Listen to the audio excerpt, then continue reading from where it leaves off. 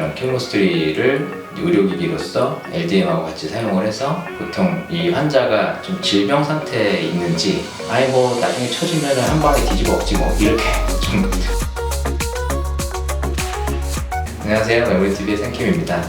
네, 오늘은 지난 시간에 이어서 건조한 시즌에 병원에서 받아볼 수 있는 시술들이 어떤 게 있을지에 대해서 설명해 드려보도록 하겠습니다. 피부가 건조해졌을 때 제가 환자분들한테 많이 이제 얘기하는 거는 피부가 본연의 기능이 좀 깨졌다, 피부에 유분막이 잘 유지가 안 된다, 혹은 피부에 수분막이 잘 유지가 안 된다 라고 할 때 이 피부의 기능성을 담당하는 중간 진피층의 환경을 개선시켜주는 그런 개념으로 이제 수분 공급을 하려고 할 때요, 제일 많이 나오는 얘기가 이제 콜라겐인데, 우리 피부의 진피층의 90%를 차지하고 있는 게 콜라겐이거든요. 이제 콜라겐에 여러 가지 역할이 있지만 수분을 많이 함유하고 있고 피부에 물층을 형성시켜 줄 수 있는 기능을 좀 갖고 있거든요. 근데 나이가 들면서 보통 뭐 20대 중반 이후에는 조금씩 계속 줄어들기 때문에 진피층 콜라겐을 활성화시킬 수 있고 좀 더 늘려줄 수 있고, 이런 개념의 시술들이 보통 피부과에서 많이 하는 시술들이고요. 시술을 구분할 때는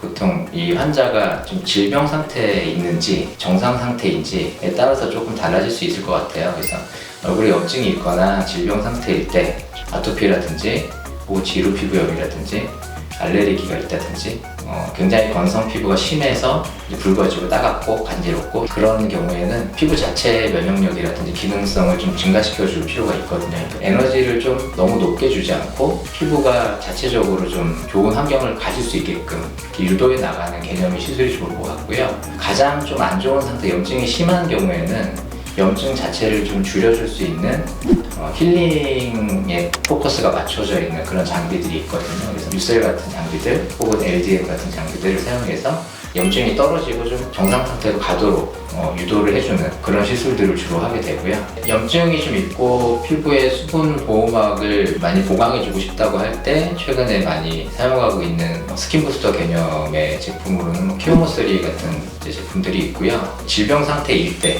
이런 킬모스트리를 의료기기로서 LDM하고 같이 사용을 해서 피부의 염증도 줄여주고 보호막 형성하는 데도 도움을 주게끔 그렇게 이제 사용을 할 수 있습니다. 그러면서 이제 콜라겐도 좀 증가시킬 수 있는 저강도 제네시스라든지 이런 레이저를 사용해서 피부에 큰 충격을 주지 않으면서 진피층의 활성도를 증가시키고 면역력도 증가시키고, 이런 방향성을 잡고 가는 게 좋을 것 같습니다. 대략 한 2-3달 정도 그런 시술들을 좀 꾸준히 하다 보면 피부가 많이 정상화가 되고요.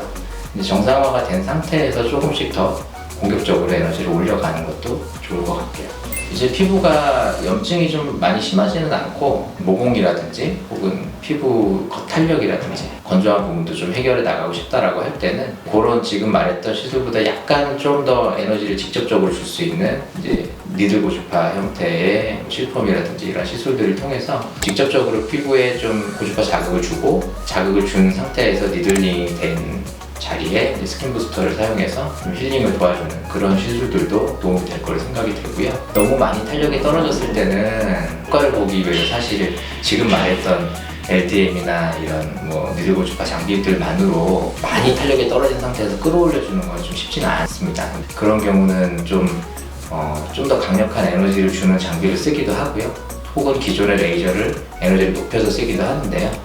이제 에너지를 높인다는 거는 상처를 내게 되거든요. 그런 경우는 2-3주에 한 번씩 할 수가 없고 몇 달에 한 번 하게 되죠. 이제 이런 식으로 뛰어가는 좀 에너지를 센 장비를 사용할 수 있겠고요.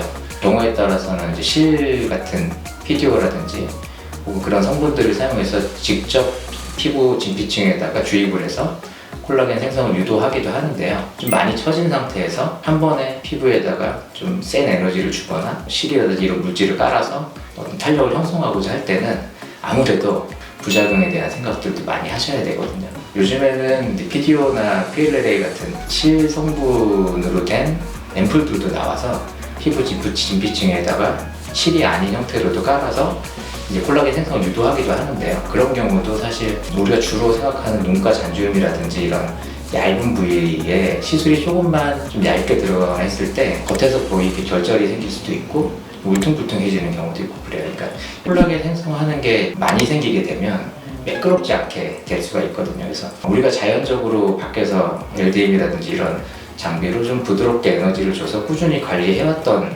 경우에는 그런 일이 생길 우려가 전혀 없지만 단발성으로 시술을 진행할 때는 아무래도 한쪽이 편중된다든지 매끄럽지 않게 된다든지 이런 부작용도 좀 잘 생각을 하면서 가야 되기 때문에 아예 뭐 나중에 처지면 한 방에 뒤집어 엎지 뭐 이렇게 그렇게 생각하고 가기보다는 평소에 꾸준히 하는 피부 관리를 통해서 진피층을 좀 탄탄한 상태로 유지하겠다.